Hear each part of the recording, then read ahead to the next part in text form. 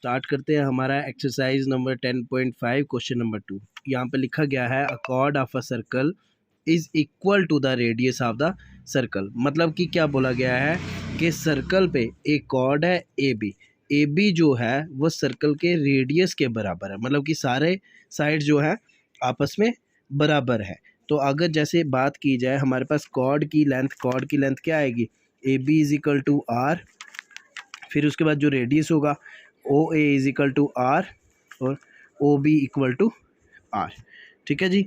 अब इन्होंने बोला है कि ये जो तीनों हैं, अब देखो तीनों साइड्स बराबर हैं, जिसकी जो ट्राइंगल उसकी तीनों साइड्स बराबर होती हैं तो उसको क्या बोलते हैं हम लोग, कौन सी ट्राइंगल होती है, वो होती है इक्विलेटरल ट्राइंगल। तो हम बोलेंगे triangle A O B is equal to equilateral triangle.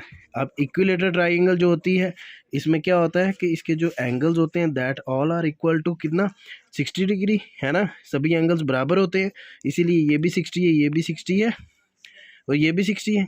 ठीक है जी। तो आप बोलेंगे angle A O B is equal to 60 degree.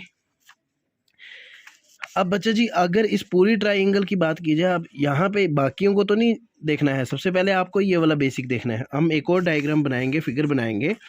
इस फिगर में क्या है कि एक सर्कल है जो बोला गया है कि एक कॉर्ड है, वो कॉर्ड के अपने रेडियस के बराबर है। मतलब ए बी एक कॉर्ड है और आर जो है उसका रेडियस है और ए बी जो है रेडियस के बराबर है। अब नेक्स्ट देखेंगे, क्वेश्चन कहा गया है कि find the angle subtended by the chord at a point on the minor arc. अब बच्चा जी सबसे पहली बात करेंगे हम लोग, देखो कॉर्ड की माइनर आर्क कौन सी कहलाएगी, ये वाली।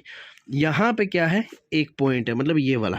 ठीक है, डी एक पॉइंट है, इन्होंने बोला ये वाला पॉइंट। ठीक है, ये on the minor arc and also at a point on the major arc.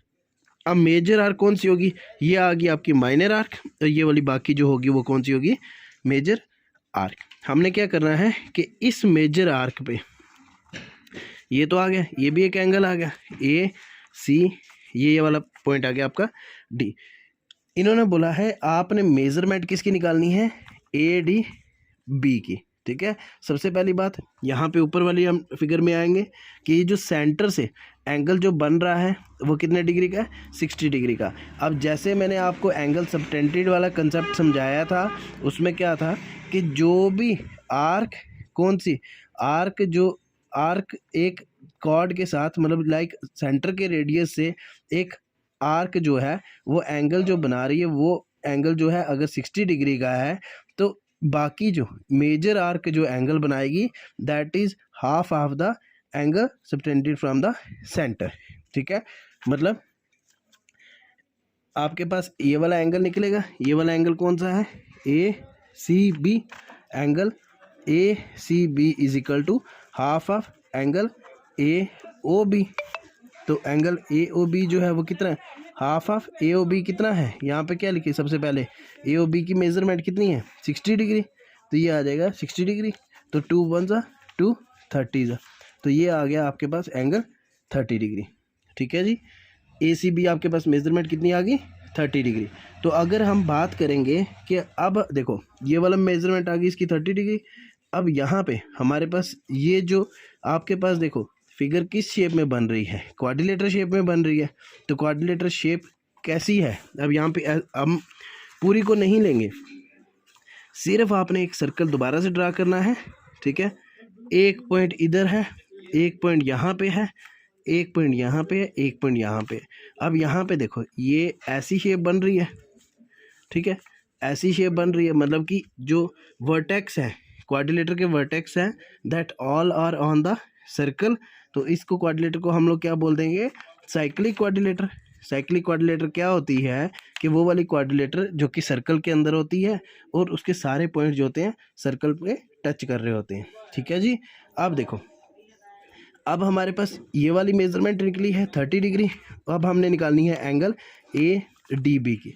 अब एक चीज़ का ध्यान रखना कि अगर हम क्वाड्रिलेटर की बात करते हैं तो हमारे पास क्या आता है, क्वाड्रिलेटर की जब बात करेंगे तो हमारे पास अपोजिट एंगल जो भी होंगे, अपोजिट एंगल कौन से, एंगल जैसे A C B plus angle A D B दोनों का जो सम होगा वो कितना आएगा 180 डिग्री।